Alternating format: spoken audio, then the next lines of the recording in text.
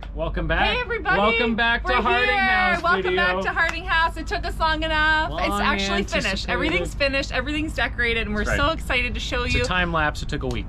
There we go. No, we had full intention of just bringing you all along the way, and it just didn't happen, and life happened, and we're building. We wanted to do more videos, but we're here finally with the finished video.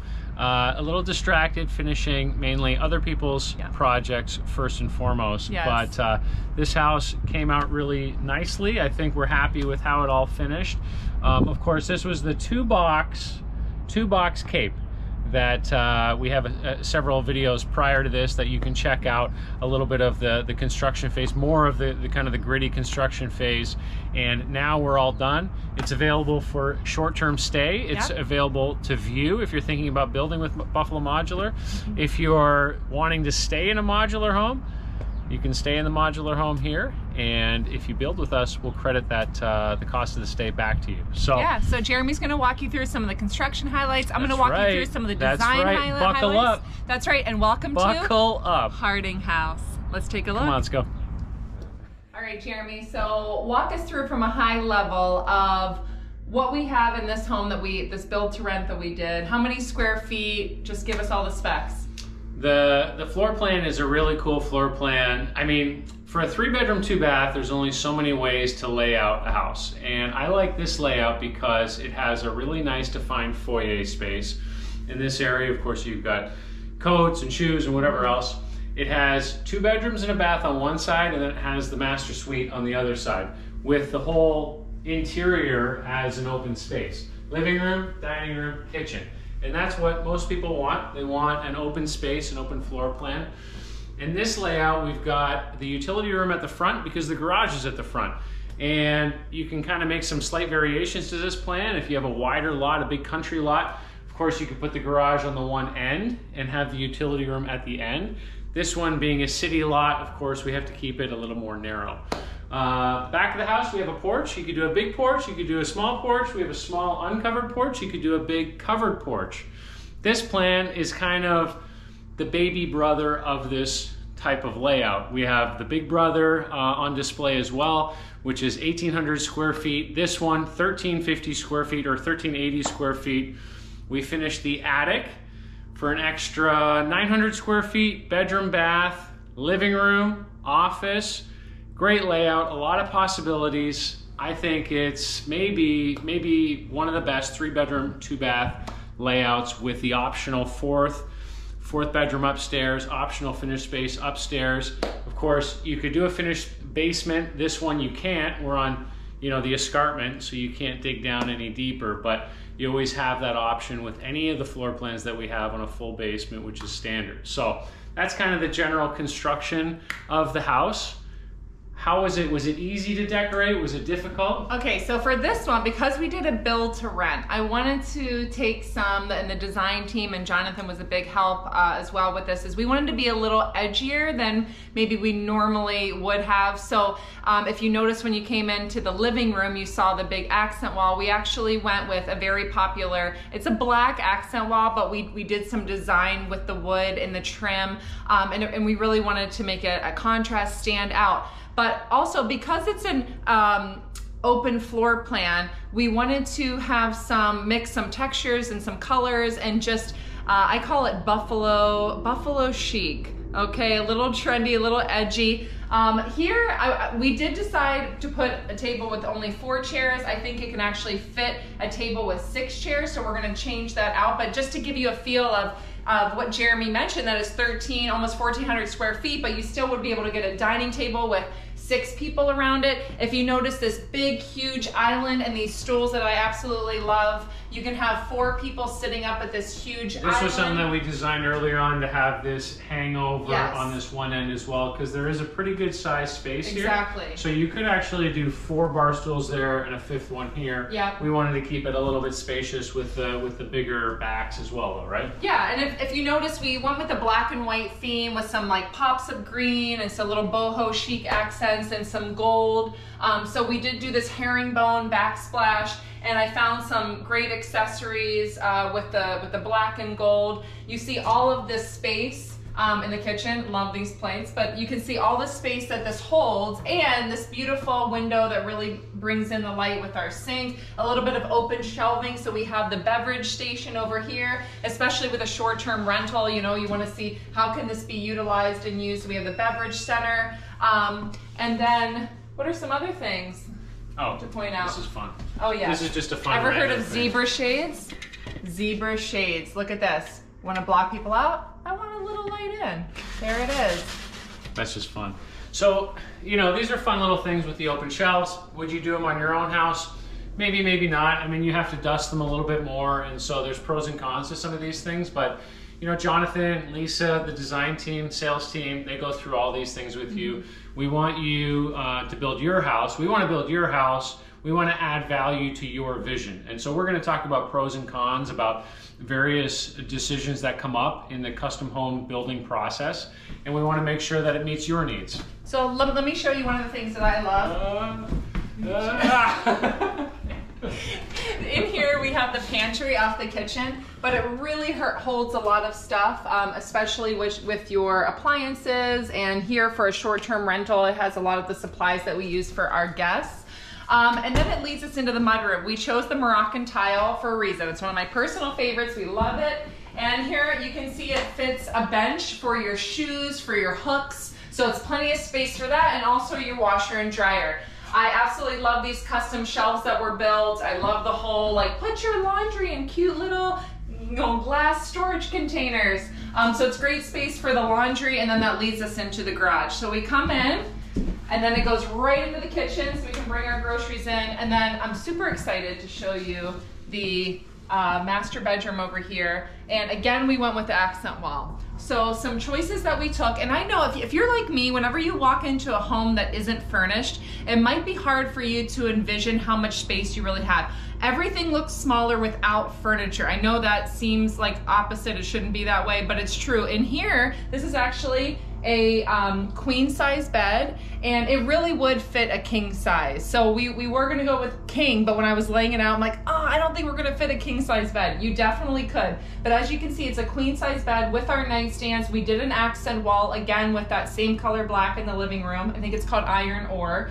We did some baskets. We have the closets over here that if you open up, it has great storage. So you can walk through to the other side, plenty of hanging space.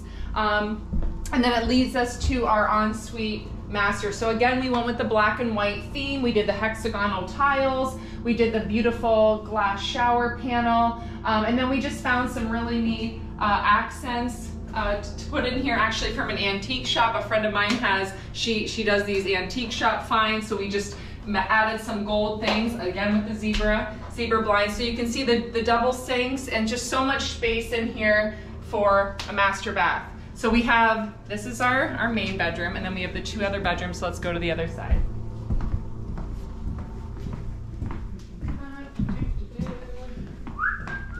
Okay. So we're back at the entryway. I wanted to point out our coat closet. So as soon as you walk in, especially if you have 4 seasons like we do here in Buffalo, you need space for your boots and to hang your coats whenever people come in. But if you're living here, you're probably utilizing the garage and the mudroom over there, but this would be for guests coming in. Great storage space. Into our living room, our open floor plan, and then we have 2 bedrooms and 1 full bath on this side. So we just, again, used the Moroccan tile, went with the black and white theme, the bath shower combo, and then we have a full-size bed. So as you can see, and we did some funky accent wallpaper. Again, because it's a build to rent, I think that you can take some risks. And also nowadays this stuff is totally in, and it's, you know, it's not as hard as it used to be with the wallpaper, but we have some fun accents in here. We ended up doing curtains throughout. This is a full-size bed just to give you an idea of space. And there's a closet on the other side, and then we ended up doing bunk beds in here. So on the bottom is a full bunk bed, and then on top we have a twin, and then on the bottom it's a bunk bed that has another twin that pulls out. And we did some more fun accent wallpapers with the pops of green and leather and all that good texture. If you have any questions about the design aspect, make sure to leave them in the comments below. I love talking design. And what do you see? Oh, here, last but not least, it is a neon sign. I'm gonna turn it on. I'm gonna show you how it gets a little funky on camera, but we said, why not? So we have the, the Buffalo Modular Homes neon sign just to add some fun with our logo, and also we have this great entryway piece. So the last part we're gonna show you is upstairs. So let's take a look. So upstairs in the loft area for any ranch, of course, so on our website, any ranch can become a cape, any cape can become a ranch typically, and that's just the pitch of the roof.